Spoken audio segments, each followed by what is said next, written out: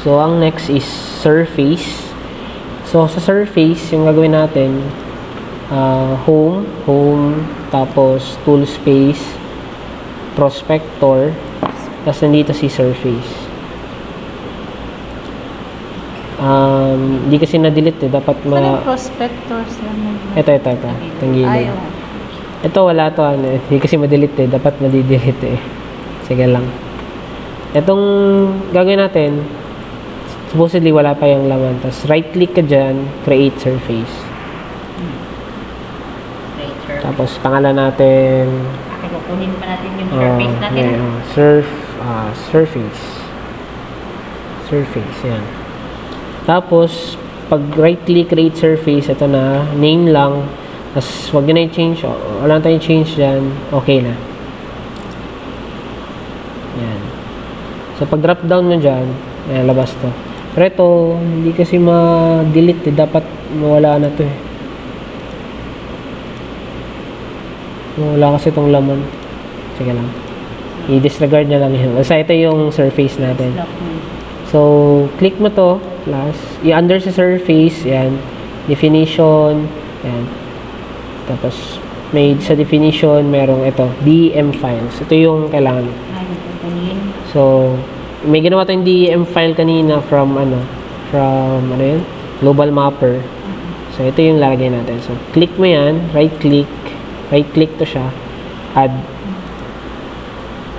So, pag add mo, hanapin mo yung file nasa project final ko na ilagay ito.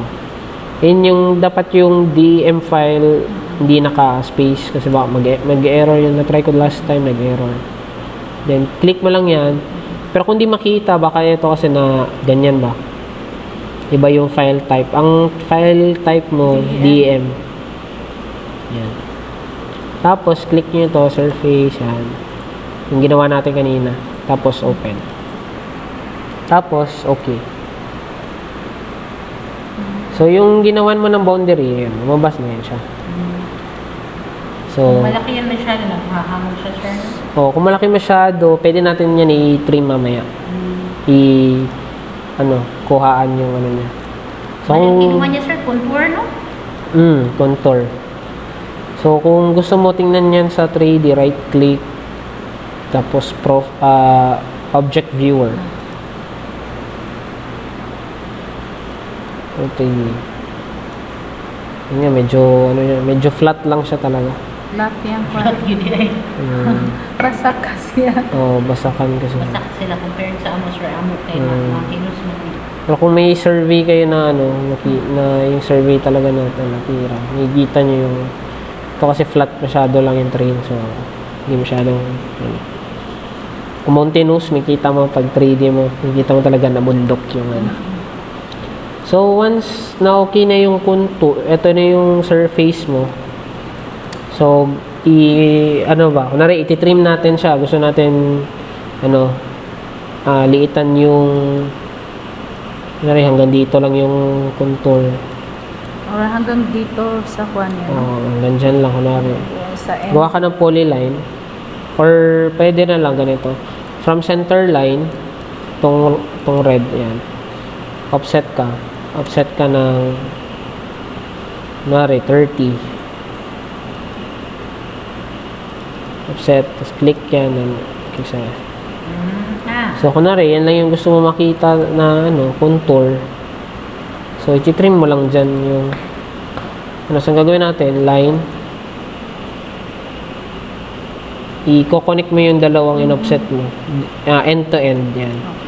Tapos i-click mo yan, click mo rin to, click mo yan, tapos i-join mo. Yan, so isang entity na siya. Tapos ang next dito rin, same rin, co-connect mo lang rin, line. Click mo yan dyan, tapos click mo doon. Okay.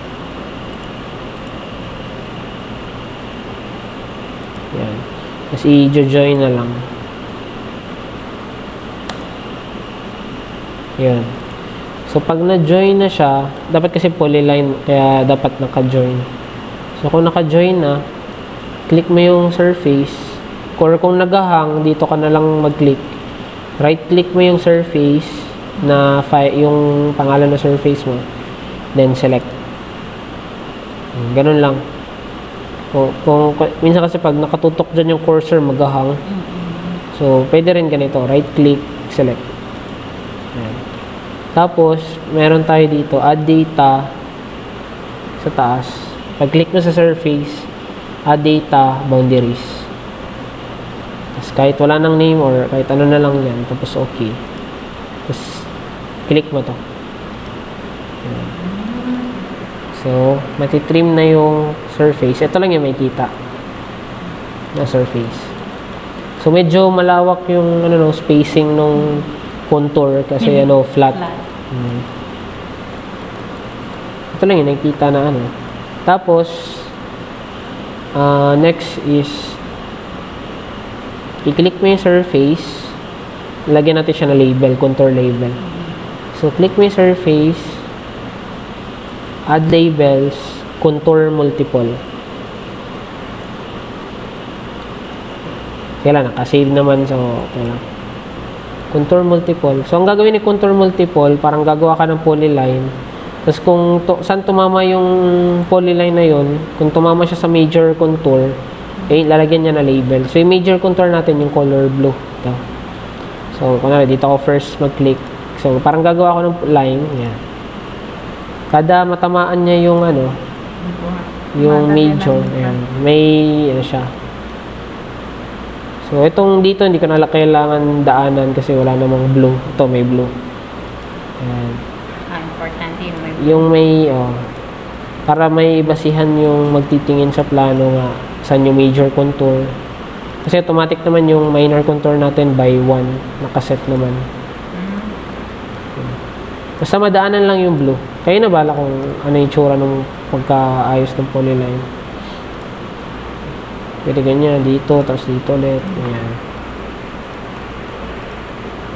Kung saan dumaan yung polyline, wala naman siyang Tapos pagkatapos na enter. So kung i-click mo to siya, ayan, kita mo yung dinaanan. Yung dinaanan yung contour multiple. So yun, kung i-move mo to, ayan, move ko yan. Move rin yung contour label. Ayan, wala na, hindi nakita. Ayan. So, yun na. Tapos sa surface. Yun lang kadali yung sa surface. Kung ano lang tayo, kung itong surface na to, kung gamit natin is yung sa global mapper na DEM. So, wala namang question, ma'am, no? Ano tayo mag-extend? So, key na yung surface. Magbabawas sa susunod.